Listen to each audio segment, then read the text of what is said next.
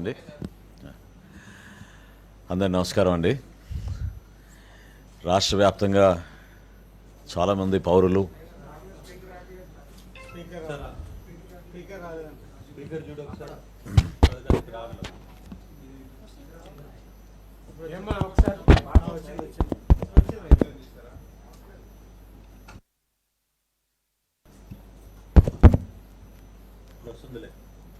On చేయడం మర్చిపోయారు.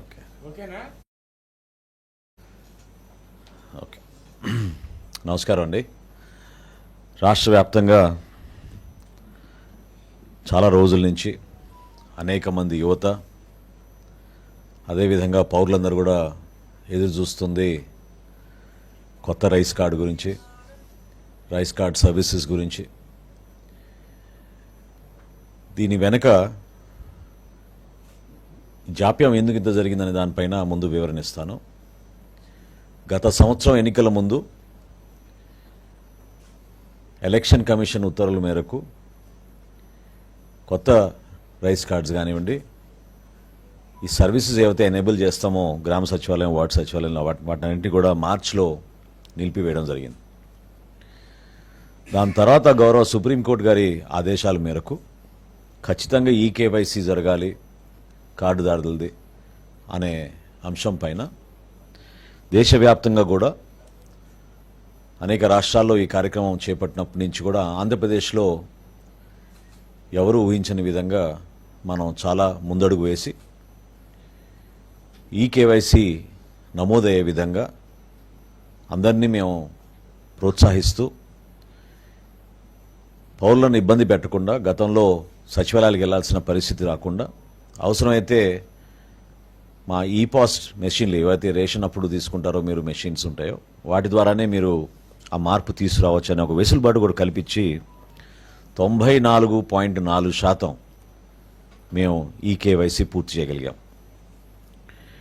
అంటే ఈరోజు 1,46,21,223 రైస్ కార్డ్స్ ఉన్నాయి మన రాష్ట్రంలో. అంటే జనాభా ప్రకారంగా 4,24,59,028 మందికి మనం ఈ రైస్ కార్డులో నమోదు చేసుకుని ఈ డేటాబేస్ అంతా కూడా మేము సిద్ధం చేసుకున్నాం.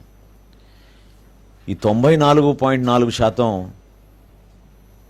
పూర్తయిన సందర్భంలో గౌరవ సుప్రీంకోర్టు గారి ఆదేశాల మేరకు 5 సంవత్సరాలు లోబడి ఉన్న పిల్లలకు, 80 సంవత్సరాలు దాటిన వృద్ధులకు ఈకేవైసీ నమోదు అవసరం లేదన్నప్పుడు మేము ఈ ప్రక్రియలో భాగంగా రాష్ట్ర వ్యాప్తంగా 6,45,767 మందికి దీని నుంచి తొలగించడం జరిగింది. తొలగించడం అంటే సర్వీసెస్ కాదు, వాళ్ళకి నమోదు చేసుకోవాల్సిన అవసరం లేదు. 6,45,767 బికాస్ 5 సంవత్సరాల లోపు ఉన్నారు, 80 సంవత్సరాలు దాటిన వారు ఉన్నారు కాబట్టి వాళ్ళకి ఈ కేవైసీ నమోదు చేయలేదు.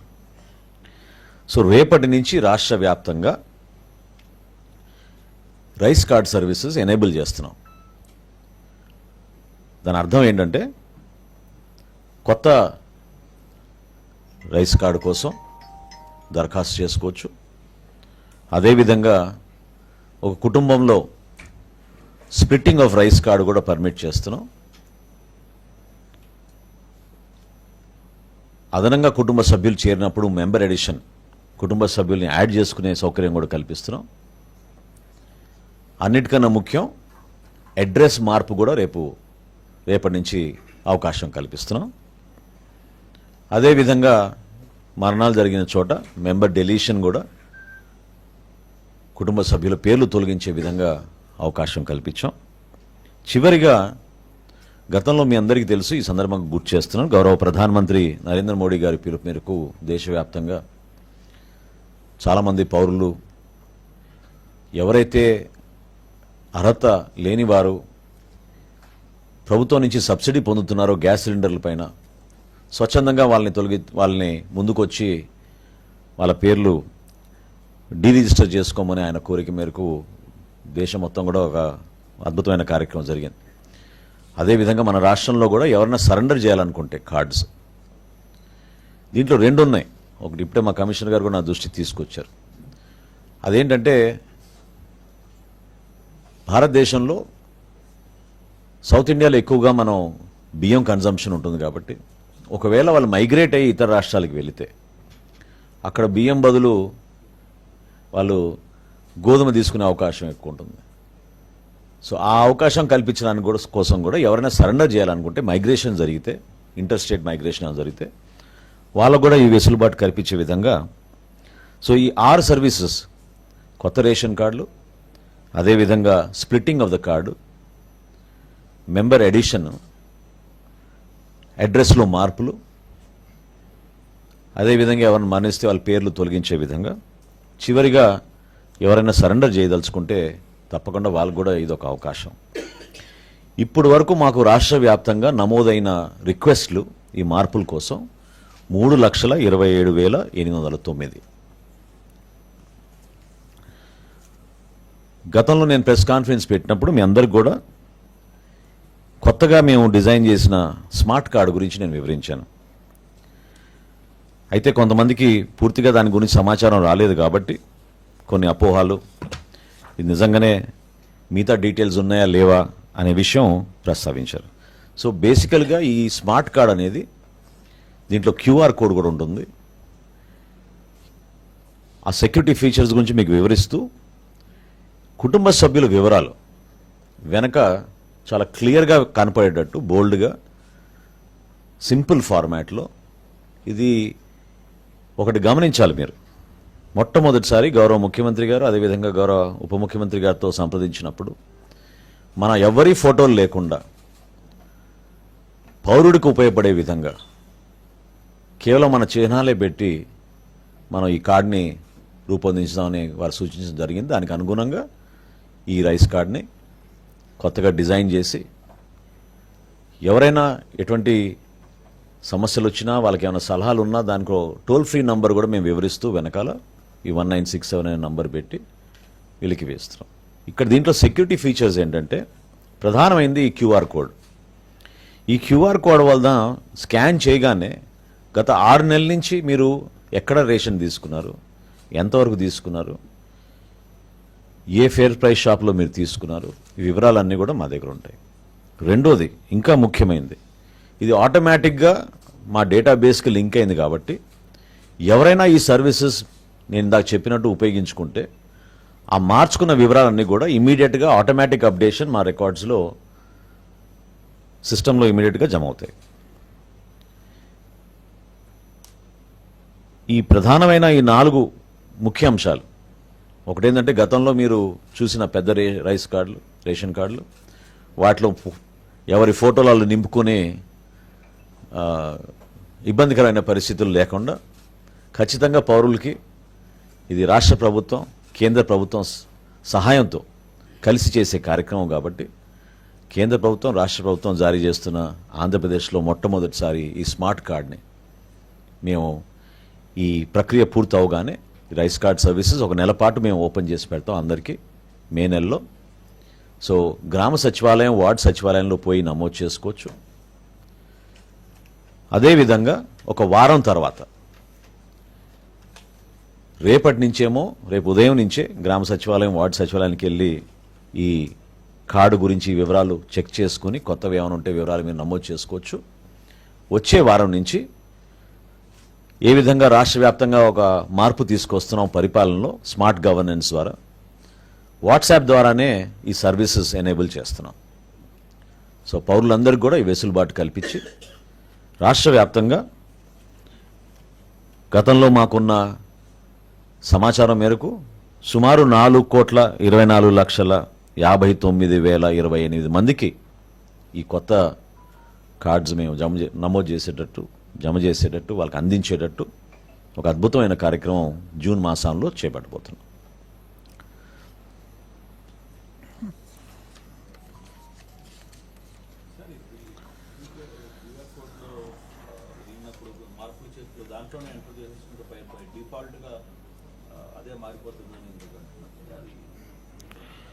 అంటే ఈ పాస్ మెషిన్లో మీరు ఆ చేంజెస్ చేసుకోవడానికి వెసులుబాటు కల్పిస్తున్నాం.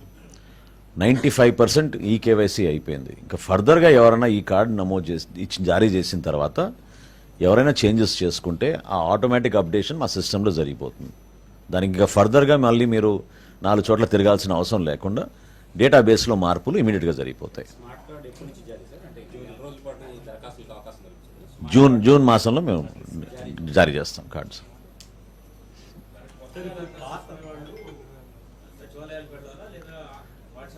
రేపు ఉదయం నుంచి గ్రామ సచివాలయం, వార్డు సచివాలయంలో ఈ సర్వీసెస్ ఎనేబుల్ అవుతున్నాయి. వాళ్ళందరూ కూడా పోయి నమోదు చేసుకోవచ్చు, మార్పులు చేయొచ్చు. వచ్చే సోమవారం నుంచి, అంటే ఈ వారం కాకుండా వచ్చే సోమవారం నుంచి కమిషనర్ గారి ఆధ్వర్యంలో ఈ స్మార్ట్ గవర్నెన్స్లో భాగంగా వాట్సాప్ ద్వారానే ఈ సర్వీసెస్ అన్ని కూడా ఎనేబుల్ చేస్తాం. ఇందాక నేను మీకు చెప్పిన 6 సర్వీసెస్ కూడా నెక్స్ట్ మండే నుంచి నమోదు చేస్తాం.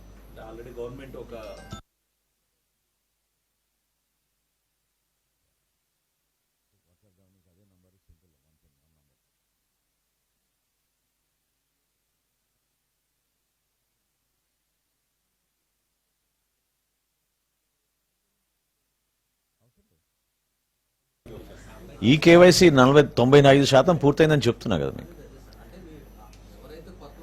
అవును, ఈ రోజు వరకు మాకు వచ్చిన దరఖాస్తులు 3,27,000. ఏది కొత్తగా మేము ఇందాక ప్రకటించిన 6 సర్వీసెస్ కూడా అడ్రస్ మార్పు కానివ్వండి, మెంబర్ ఎడిషన్ కానివ్వండి, మెంబర్ డిలీషన్ కానివ్వండి, ఈ విధంగా స్ప్లిట్టింగ్ ఆఫ్ కార్డ్స్ కానివ్వండి. కొత్తగా పెళ్ళైన వాళ్ళు కొత్త కార్డు ఖచ్చితంగా కపుల్స్ కోరుకుంటారు కాబట్టి వాళ్ళందరూ కూడా ఆ వెసులుబాటు కల్పించాం. No, we never delete cards.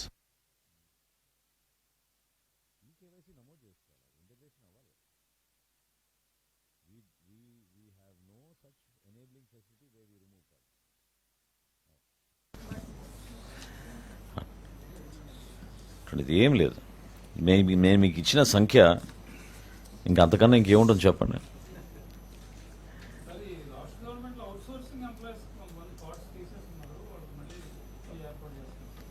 అంటే వాళ్ళకి గవర్నమెంట్ ఎంప్లాయీ కింద నమోదైంది.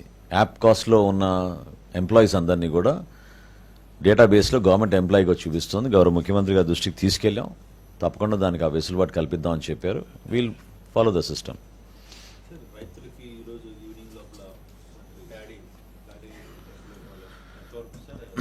గత 3 రోజుల నుంచి ఉభయ గోదావరి జిల్లాలో పర్యటన పూర్తి చేసుకుని ఇప్పుడే వస్తున్నానండి. ఇప్పటి వరకు పంట నష్టం గురించి కలెక్టర్లకు ఆదేశించారు గౌరవ ముఖ్యమంత్రి గారు. రేపు మధ్యాహ్నం కల్లా వివరాలు వస్తాయి. రేపు 2ంటికి గౌరవ ముఖ్యమంత్రి గారి దగ్గర సమీక్షా సమావేశం ఉంది. దాని తర్వాత యాక్చువల్ వివరాలు మీ అందరూ కూడా అందిస్తాం.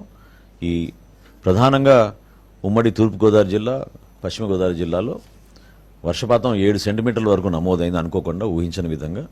సో ఎక్కడైతే పంట నష్టం జరిగిందో దాని గురించి పూర్తి వివరాలు రైతు సహాయ కేంద్రాల్లో లెవెల్లో, అదేవిధంగా మండల స్థాయిలో వివరాలన్నీ కూడా సేకరిస్తున్నాం. తప్పకుండా రైతులను ఆదుకుంటామనే ఒక నమ్మకం, భరోసా ప్రభుత్వం నుంచి నిన్న గౌరవ ముఖ్యమంత్రి గారు ప్రకటించారు. పౌర సరఫరాల శాఖ నుంచి కూడా తడిసిన ధాన్యం ఖచ్చితంగా మేము కొనుగోలు చేసే విధంగా ఇన్స్ట్రక్షన్స్ ఇవ్వడం జరిగింది అధికారులకి. ఎవరు కూడా దాని గురించి ఆందోళన చెందాల్సిన అవసరం లేదు.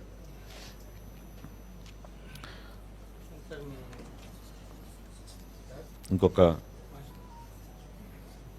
చెప్పండి. అంటే అడిషనల్గా మీకు ఒక చిన్న పాయింట్ ఒకటి చెప్పాలి, అది అవసరం నేను భావిస్తున్నాను ఈ సందర్భంలో. దీపం 2 ఇది కూడా నేను మీకు గతంలో చెప్పాను. మొదటి విడతలో చాలా అద్భుతంగా ఆ కార్యక్రమాన్ని ప్రజల్లోకి తీసుకువెళ్ళాం. ఈరోజు వరకు రాష్ట్ర వ్యాప్తంగా ఈరోజు ఉన్న సంఖ్య 1,50,19,303 మందికి మేము ఈ దీపం 2 పథకం కింద గ్యాస్ సిలిండర్ సబ్సిడీస్ అందించడం జరిగింది. I'm just updating you on that figure. 1,50,19,303 as of today.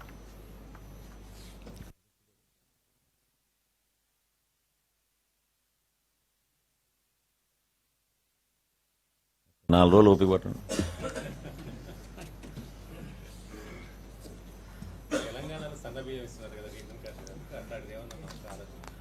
అంటే మేము స్టెప్ బై స్టెప్ చేస్తున్నాం అండి. ఈ సంవత్సరం జూన్ 12 నుంచి రాష్ట్రంలో ఉన్న 41,000 ప్రభుత్వ పాఠశాలలు, అదేవిధంగా సుమారు 4,000 సంక్షేమ హాస్టల్స్లో ఈ ఫైన్ క్వాలిటీ రైస్ సరఫరా చేసే విధంగా మా శాఖ నుంచి మేము చర్యలు తీసుకున్నాం. గౌరవ మంత్రివర్యులు లోకేష్ గారితో కూడా కోఆర్డినేట్ చేసి ఈ ప్రోగ్రామ్ని రాష్ట్ర వ్యాప్తంగా మొదటి రోజున లాంచ్ చేస్తున్నాం. ఇది గతంలో ఎప్పుడు లేని విధంగా డిఫరెంట్ ప్యాకేజింగ్ 25 కిలోలు బ్యాగ్స్లో మేము ప్యాక్ చేసి, గతంలో 3 నెలలకు ఒకసారి సరుకులు అందించేవాళ్ళు ఈ పాఠశాలకి. సో చెడిపోయే పరిస్థితులు ఎక్కువగా ఉండేవి.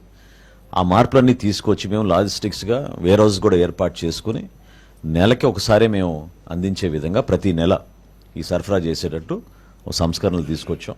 అది తప్పకుండా మన బిడ్డలకు ఉపయోగపడుతుంది. పౌష్టికాహారం సరైన సమయానికి క్వాలిటీ పరంగా మేము కాంప్రమైజ్ కాకుండా ఒక అద్భుతమైన కార్యక్రమం ఈ సంవత్సరం నుంచి ప్రారంభించబోతున్నాం. సార్, ప్రధానమంత్రి నరేంద్ర మోడీ మీ నాయకుడికి చాక్లెట్ ఇవ్వడం పొలిటికల్ పార్టీస్లో జనాల్లో సరదాగా డిస్కషన్ జరుగుతుంది. చాక్లెట్ అంటే జనానికి ఏమి ఇవ్వలేదు.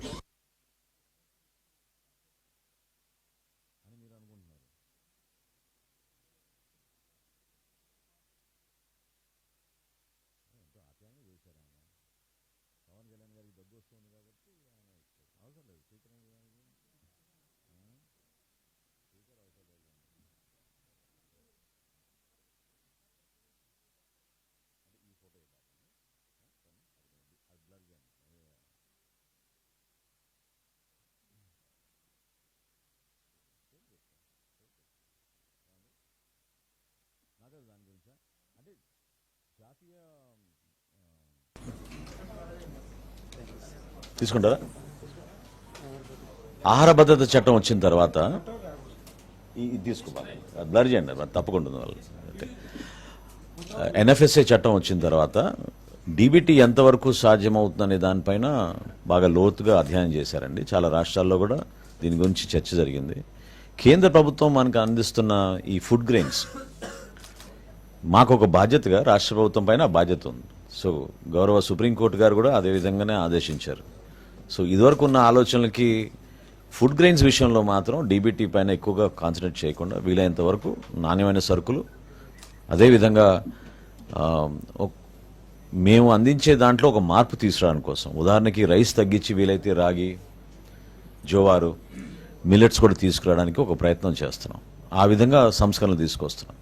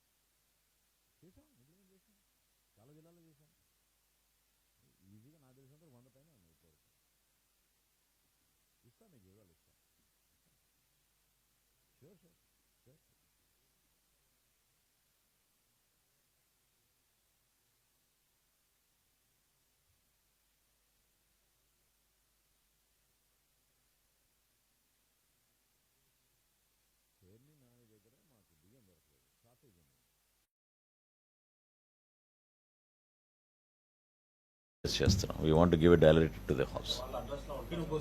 ఉండాలి, లేకపోతే ఎట్లా? అదేంటి అడ్రస్ లేకపోతే కూడా క్వశ్చన్ మాకే కదా. అవన్నీ ఎగ్జామ్షన్స్ ఉంటాయండి ఖచ్చితంగా. ఇప్పుడు గ్రామ సచివాలయం, వార్డు సచివాలయం ఎందుకు అంటున్నాం? అదొక point where citizen can reach and we can extend services, but we also want to securitize the entire procedure. So if possible, we are trying to work out with the agency to see if we can directly courier this to their homes.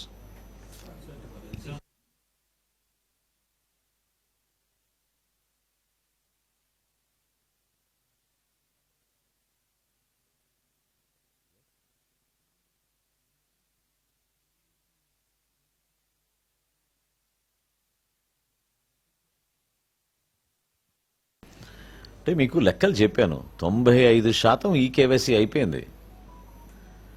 ఆ 5%లో కూడా మాకు వచ్చిన లెక్క 6,75,000 మందికి ఈ KYC అవసరం లేదు. ఎందుకంటే 5 సంవత్సరాలు లోబడి ఉన్నారు, 80 సంవత్సరాలు దాటిన వారు ఉన్నారు.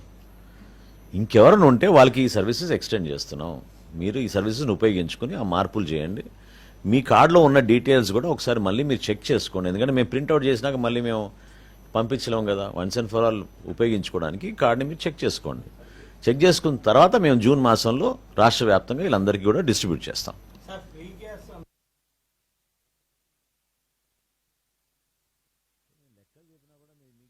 వస్తుంది కాదు అంటే మీకంటే జనరల్గా ఇప్పుడు చాలా చోట్ల ఏమవుతుందంటే మేము పంపించిన ఎస్ఎంఎస్లు వాళ్ళకి వచ్చిన ఆ ₹830 ₹850 వాళ్ళ ఖాతాలకు జమ అయినాయని మేము చెప్పేంత వరకు వాళ్ళు చూసుకోవడం లేదు. But it's an automatic system. ఇక్కడ there's no deviation. If you book a cylinder and the cylinder is delivered to you, automatically within 48 hours that subsidy amount is transferred to your account. I have given you the figures. ఈ రోజు వరకు 1,50,90,000 మందికి చేశాం. Through oil companies జరిగే ప్రక్రియ ఇది. So it's a very transparent process.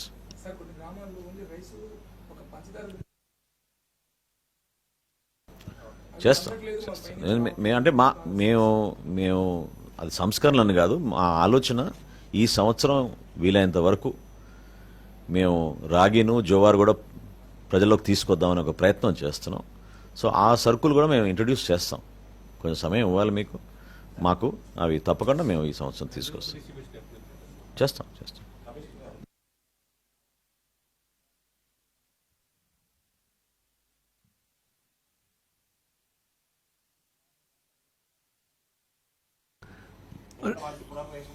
అనాథాశ్రమాల్లోనో లేకపోతే ఆశ్రమాల్లోనో ఉన్న కొంతమంది మఠాల్లో ఉన్న ఆడవాళ్ళు నా దగ్గరికి వచ్చారు. కొంతమంది శంకర మఠాలు ఉన్నారు 10 మంది.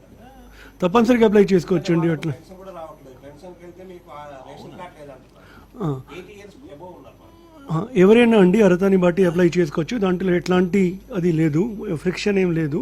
అండ్ తప్పనిసరిగా మేము కూడా ఇంకా దృష్టి సాధించి ఏదైతే వృద్ధ ఆశ్రమంలో ఉన్నారో లేక డిసేబుల్డ్ పర్సన్స్ ఉన్నారో డిపార్ట్మెంట్తో కూడా డిపార్ట్మెంట్ తాలూకా రిజిస్టర్ అయినటువంటి వాళ్ళు ఉన్నారంటే ఇది మంచి సూచన. మేము కూడా ప్రత్యేకంగా శ్రద్ధ చూపిస్తాం దీని గురించి. ఇప్పుడే చెప్పింది మీరు కొంచెం అర్థం చేసుకోండి. పాయింట్ నెంబర్ 1, వాళ్ళకి ఈ కేవైసీ అవసరం లేదు. కాకపోతే వాళ్ళు అప్లై చేసుకోవాలి కదా. అప్లై చేసుకుంటే తప్పకుండా 80 సంవత్సరాలు దాటిన వాళ్ళకి ఎవరికైనా ఈ కేవైసీ అవసరం లేదు. ఎందుకంటే వేలి ముద్దలు చాలా కష్టం కాబట్టి ఆ వెసులుబాటు కల్పించాం. కానీ మీరు చెప్పిన పాయింట్ కరెక్ట్.